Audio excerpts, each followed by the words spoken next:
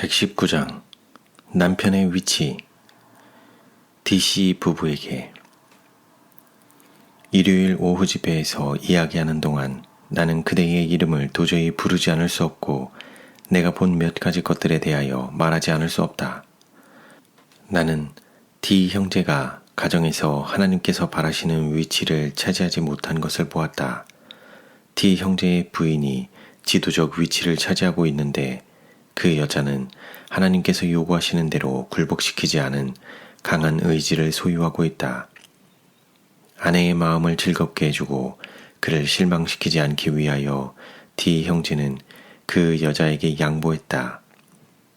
그의 판단이 남편을 지배하였으므로 D 형제는 여러 해 동안 자유인이 되지 못했다. 처음에 D 형제가 진리를 가르치는 일에 착수했을 때 그는 자신의 눈에 작아 보였으며 하나님께서는 그를 당신의 도구로 사용하셨다. 그러나 나는 과거 얼마 동안 그가 자신을 하나님의 손 아래 낮추지 않은 것을 보았다. 그는 자신의 지혜와 연약한 판단력을 의지하였다. 그러므로 사단이 그를 능가하게 되었다. 오로지 하나님만을 의지하고 그분의 능력에 머물러 있는 대신에 그는 아내의 영향을 받아 자신의 판단력을 왜곡시켰다. 그의 아내는 자신의 주변에서 이루어지고 있는 모든 일을 보고 듣고 이해하는 위치에 서 있었다. 그 여자가 성화된 판단력과 하늘의 지혜를 소유했을 것 같으면 그는 성화된 눈으로 보고 성화된 귀로 듣게 되었을 것이다. 그는 자신의 눈과 귀를 올바르게 이용하게 되었을 것이다. 그러나 그는 그렇게 하지 못했다. 소경이 누구냐? 내 종이 아니냐? 누가 나의 보내는 나의 사자같이 귀머거리겠느냐? 이사야 42장 19절. 하나님께서는 들려오는 모든 것을 우리가 듣고 눈에 보이는 모든 것을 보기를 원치 않으신다. 귀를 가리고 듣지 않는 것과 눈을 감고 보지 않는 것이 큰 축복이다. 가장 큰 열망은 우리 자신의 단점을 식별하기 위한 밝은 시력과 필요한 모든 책망과 교훈을 놓치지 않는 예민한 귀를 갖고자 하는 것이어야 한다. 그리하여 우리의 부주의와 무관심으로 그것들을 놓쳐버림으로 잊어버리는 청중이 되어 실행하지 않는 자가 될까 두려워해야 한다. D 형제여, 과거 얼마 동안 그대의 활동은 이전처럼 현명하고 성공적으로 이루어지지 않았다. 그대의 행동에는 하나님의 각인이 찍혀있지 않다. 그대가 없는 동안 그대의 아내는 그대의 세속적인 일들을 감당하고 그가 지기에 너무 무거운 짐을 졌다. 이것 때문에 그대는 동정심을 갖게 되고 그대의 판단을 왜곡시키는 경향이 있었고 그리하여 그대는 그대의 아내가 그대의 세속적인 일들을 처리할 능력을 가지고 있다는 이유로 그의 자격을 너무 높이 평가하게 되었다. 사단은 그대가 아내를 신임하는 것을 이용하여 할 수 있는 대로 자기에게 유리한 기회를 만들고자 틈을 타고 있다. 그는 그대를 그물로 잡고 그대들을 다 같이 멸망시키고자 계획을 세웠다. 그대는 그대의 청지기 직분을 벗어서 대부분 아내에게 넘겨주었다. 이것은 잘못된 일이다. 그는 그대에게 맡겨져 하나님께서 그대에게 책임을 물으실 것들을 감당하는 것은 고사하고 그의 책임으로 맡겨진 바를 감당하기 위하여 자기의 최선을 다해야만 할 것이다. DC 부인은 어떤 면에서 기만당했다. 그는 하나님께서 특별한 의미에서 그를 교훈하셨다고 생각했다. 그리하여 그대들은 둘 다 믿고 거기에 따라서 행동했다. 어떤 특별한 의미에서 그가 소유한 것으로 생각한 식별력은 원수의 기만이다.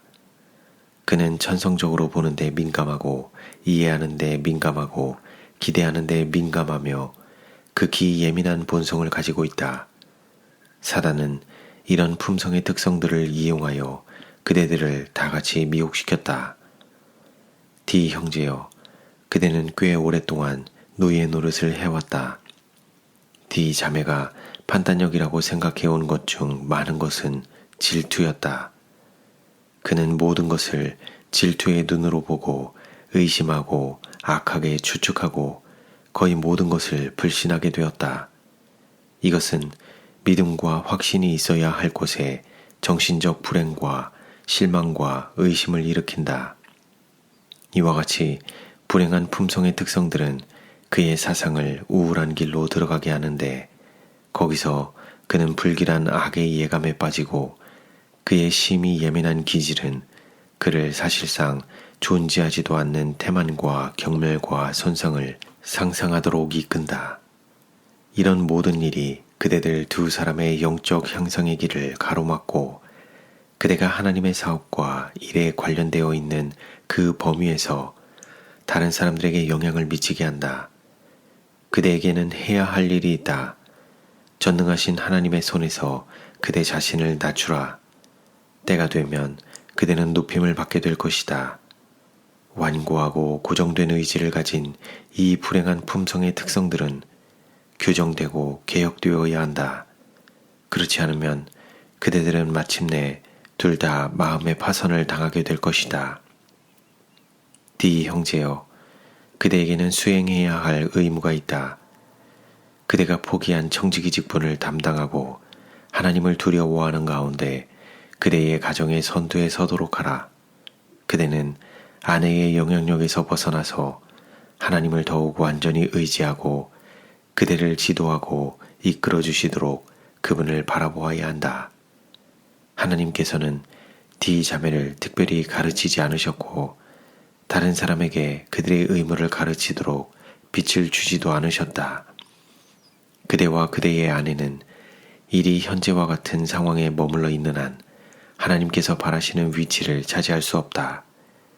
그대가 아내에게 아내로서 차지해야 할 위치를 갖도록 허용하지 않는 한 그대는 결코 굳게 세워지고 강하게 되고 안정된 위치에 설 수 없다. 그대의 아내가 적합한 위치를 차지하고 있는 동안 그의 판단력을 존중하고 그대의 계획에 관하여 그와 의논하라. 그러나 그의 판단력을 하나님의 판단으로 인정하고 받아들이는 일에 관하여서는 매우 조심해야 한다. 하나님께서 사업의 짐을 지기에 합당하다고 보신 그대의 형제들과 의논하라.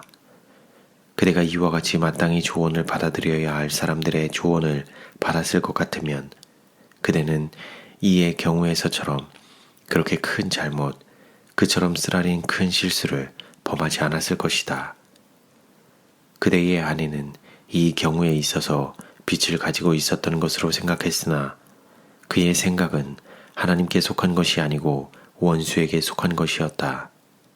왜냐하면 원수는 그대가 이 면에서 영향을 받을 것을 보았기 때문이다.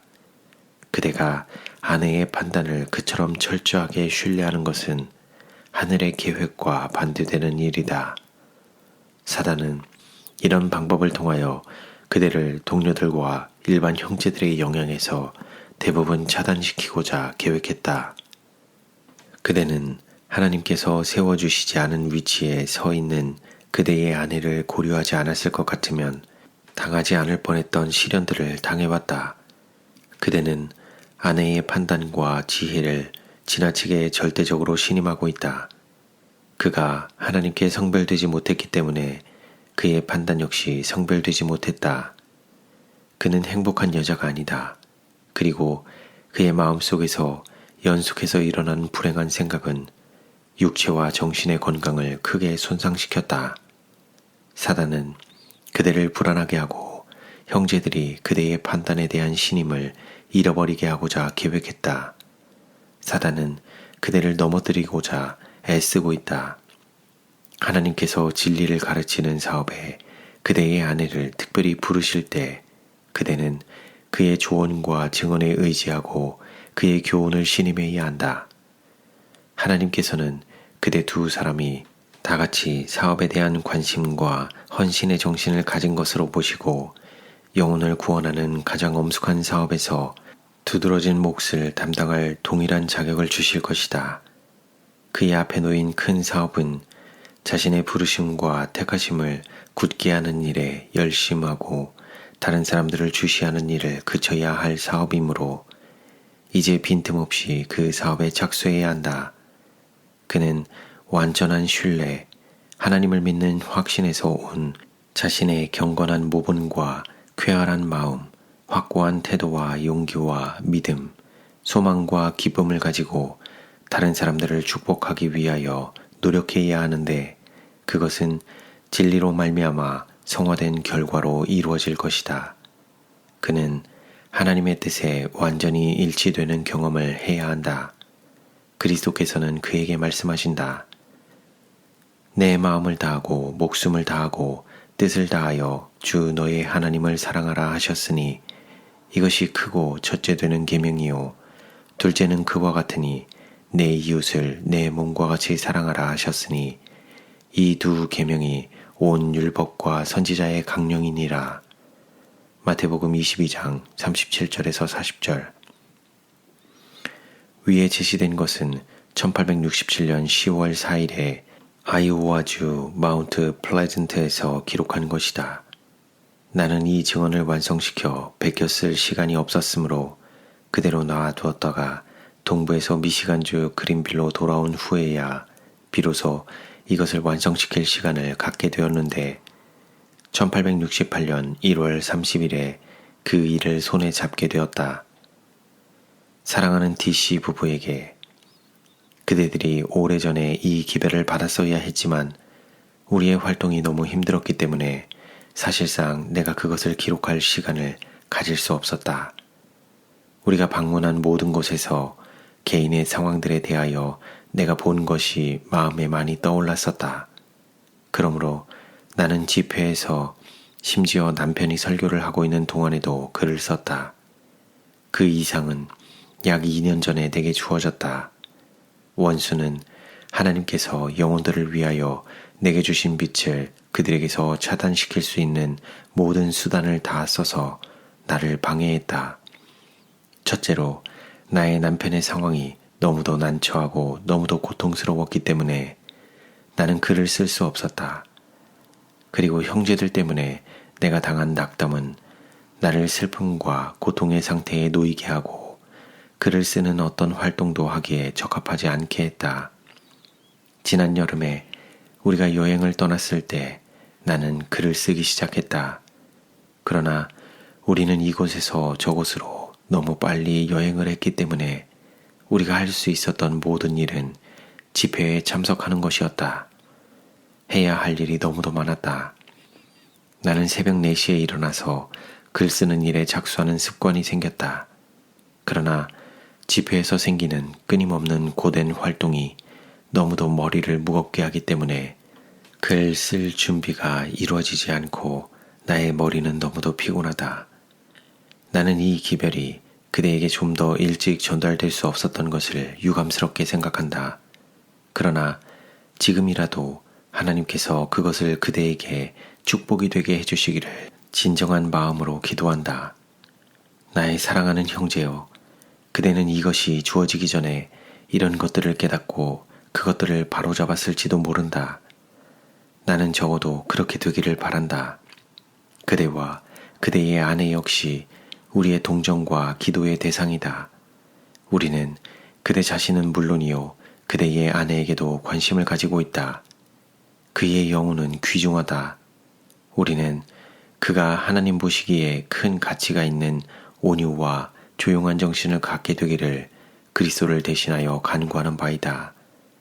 천사는 D 형제의 아내를 내게 가리키면서 다음의 말씀을 되풀이했다. 무엇에든지 참되며 무엇에든지 경건하며 무엇에든지 옳으며 무엇에든지 정결하며 무엇에든지 사랑할 만하며 무엇에든지 칭찬할 만하며 무슨 덕이 있든지 무슨 기림이 있든지 이것들을 생각하라. 빌립보서 4장 8절. 여기에 마음으로 따라야 할 일련의 건전한 사상이 소개되어 있다. 그것이 다른 길로 가려고 할 때에는 되돌아오게 하라. 마음을 제어하라. 화평과 사랑을 가져다주는 이런 것들만 머물 수 있도록 그것을 교육시키라.